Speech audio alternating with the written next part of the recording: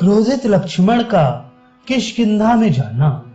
श्री राम के छोटे भाई नरेंद्र कुमार लक्ष्मण ने उस समय सीता की कामना से युक्त, दुखी, उदार हृदय, शोकग्रस्त तथा बड़े हुए रोष वाले ज्येष्ठ भ्राता महाराज पुत्र श्री राम से इस प्रकार कहा, आर्य सुग्रीव वानर है, वे श्रेष्ठ पुरुषों के लिए उचित सदाचार पर स्थिर नहीं रह सकेगा।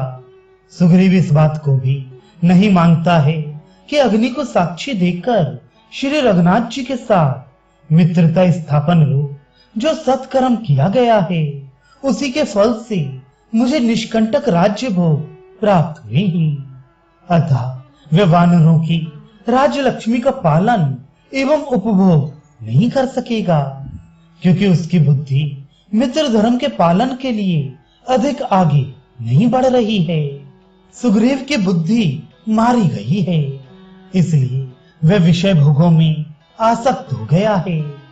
आपकी कृपा से जो उसे राज्य आदि का लाभ हुआ है, उस उपकार का बदला चुकाने की उसकी नियत नहीं है।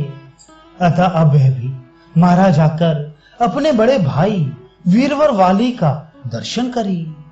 ऐसे गुणहीन पुरुष को राज्य नहीं देना चाहिए। मेरे क्रोध का वेग बढ़ा हुआ है, मैं इसे रोक नहीं सकता। असत्यवादी सुग्रीव को आज ही मारे डालता हूं। अब वाली कुमार अंगद ही राजा होकर प्रधान वानर वीरों के साथ राजकुमारी सीता की खोज करे। यूं कहकर लक्ष्मण धनुष बाण हाथ में ले बड़े वेग से चल पड़े। उन्होंने अपने जाने का प्रयोजन स्पष्ट शब्दों में निवेदन कर दिया था। युद्ध के लिए उनका प्रचंड को बढ़ा हुआ था तथा वे क्या करने जा रहे हैं, इस पर उन्होंने अच्छी तरह विचार नहीं किया था। उस समय विपक्षी वीरों का संहार करने वाले श्री रामचंद्र जी ने उन्हें शांत करने के लिए यह अनुनय युक्त बात कही, सुमित्रा नंदन, तुम जैसे श्रेष्ठ पुरुष को संसार में ऐसा मित्रवध रूप निषिद्ध आचरण नहीं करना चाहिए, जो उत्तम विवेक के द्वारा अपने क्रोध को मार देता है। वह वीर समस्त पुरुषों में श्रेष्ठ है। लक्ष्मण, तुम सदाचारी हो, तुम्हें इस प्रकार सुग्रीव को मारने का निश्चय नहीं करना चाहिए। उसके प्रति जो तुम्हारा प्रेम था, उसी का अनुसरण करो और उसके साथ पहले जो मित्रता की गई है, उसे निभाओ। तुम्हें सांत्वनापूर्ण वाणी द्वारा कटु वचनों का परित्याग करते हुए सुग्रीव से इतना ही कहना चाहिए कि तुमने सीता की खोज के लिए जो समय नियत किया था, वह बीत गया, फिर भी चुप क्यों बैठे हो? अपने बड़े भाई के इस प्रकार यथोचित रूप से समझाने पर शत्रु वीरों का संहार करने वाले पुरुष फिरवर वीर लक्ष्मण ने किष्किंधापुरी में प्रवेश करने का विचार किया। भाई के प्रिय और हित में तत्पर रहने वाले शुभ बुद्धि से युक्त बुद्धिमान लक्ष्मण रोष में भरे हुए ही वानर राज सुग्रीव के भवन की ओर चले। उस समय वे इंद्रधनुष के समान तेजस्वी, काल और अंतक के समान भयंकर तथा पर्वत शिखर के समान विशाल धनुष को हाथ में लेकर श्रृंग सहित मंदराचल के समान जान पड़ते थे। श्री राम के अनुज लक्ष्मण अपने बड़े भाई की आज्ञा का यथोक्त रूप से पालन करने वाले तथा बृहस्पति के समान बुद्धिमान थे। वे सुग्रीव से जो बात कहते, सुग्रीव उसका जो कुछ उत्तर देते और उस उत्तर का भी ये जो कुछ उत्तर देते, उन सबको अच्छी तरह समझ बूझ कर वहां से उपस्थित हुए। सीता की खोज विषयक जो श्री राम की कामना थी और सुग्रीव की असावधानी के कारण उसमें बाधा पड़ने से जो उन्हें क्रोध हुआ था, उन दोनों के कारण लक्ष्मण की भी क्रोधाग्नि भड़क उठी थी। उस क्रोधाग्नि से घिरे हुए लक्ष्मण सुग्रीव के प्रति प्रसन्न नहीं थे। वे उसी अवस्था में वायु के समान वेग से चले। उनका वेग ऐसा बड़ा हुआ था कि वे मार्ग में मिलने वाले साल, ताल और अश्वकर्ण नामक वृक्षों को उसी वेग से बलपूर्वक गिराते तथा पर्वत शिखरों एवं अन्य वृक्षों को उठा उठाकर दूर फेंकने लगे। शीघ्रगामी हाथी के समान अपने पैरों की ठोकर से शिलाओं को चूर चूर करते और लंबे लंबे डग भरते हुए वे कार्यवश बड़ी तेजी के साथ चले। इक्ष्वाकु कुल के सिंह लक्ष्मण ने निकट जाकर वानरराज सुग्रीव की विशालपुरी किष्किंधा देखी, जो पहाड़ों के बीच में बसी हुई थी। वानर सेना से व्याप्त होने के कारण यह पुरी दूसरों के लिए दुर्गम थी।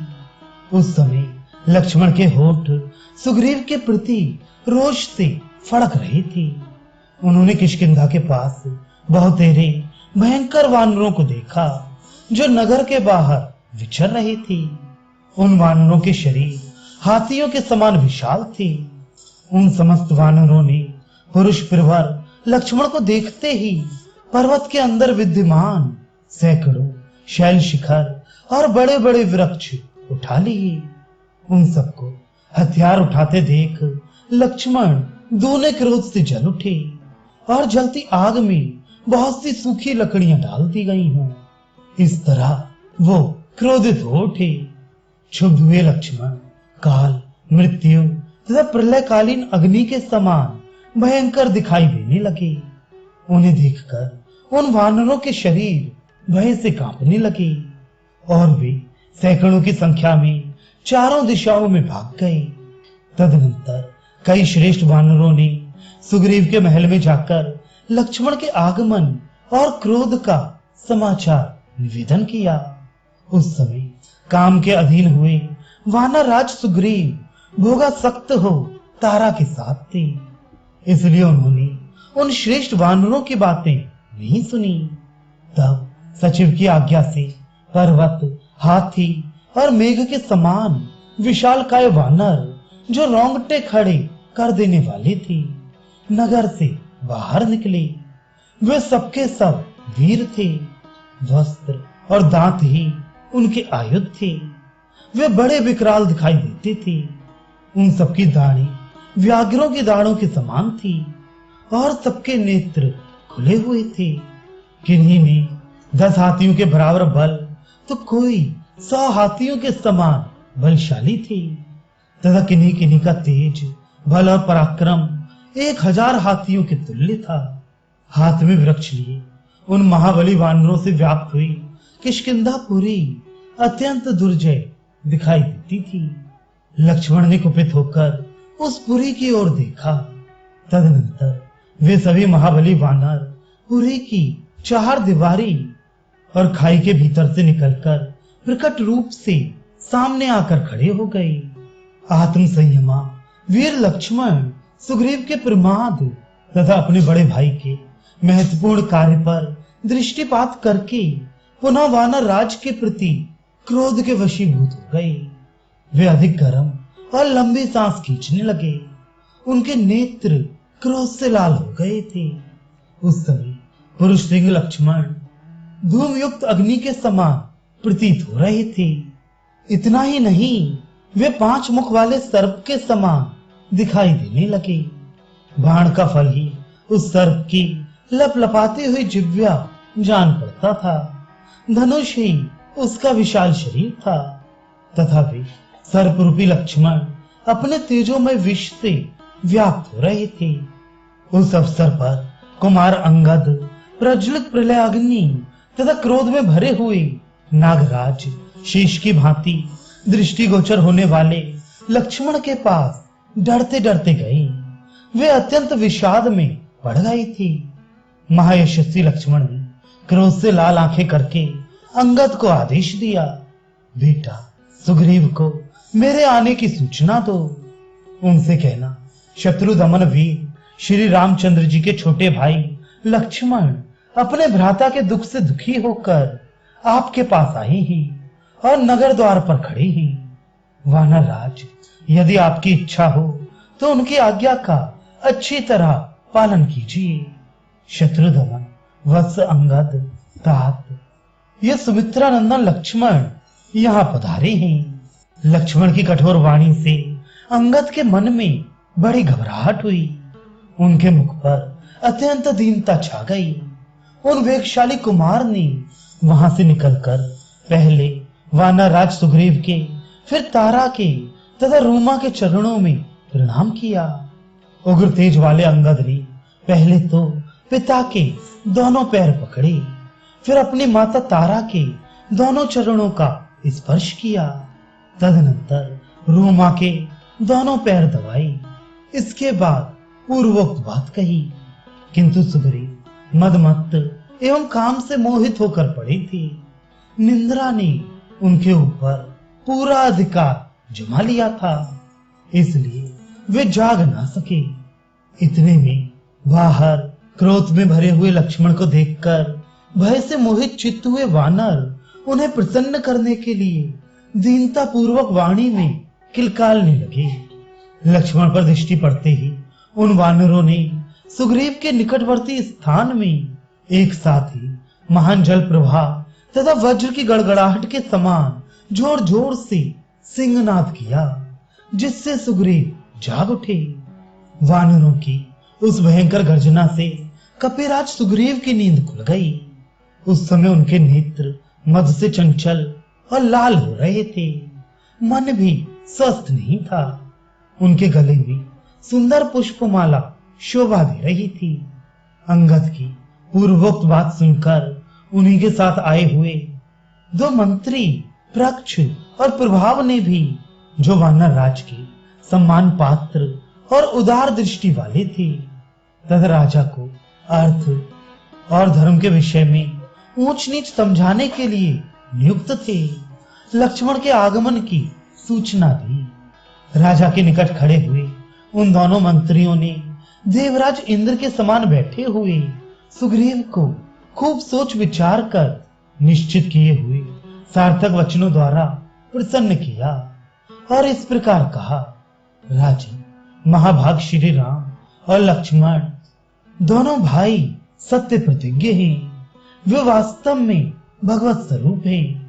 उन्होंने स्वेच्छा से मनुष्य शरीर धारण किया है। वे दोनों समस्त त्रिलोकी का राज्य चलाने के योग्य हैं। वे ही आपके राज्यदाता हैं। उनमें से एक वीर लक्ष्मण हाथ में धनुष लिए किष्किंधा के दरवाजे पर खड़े हैं, जिनके भय से कांपते हुए वानर जोर जोर से चीख रहे हैं।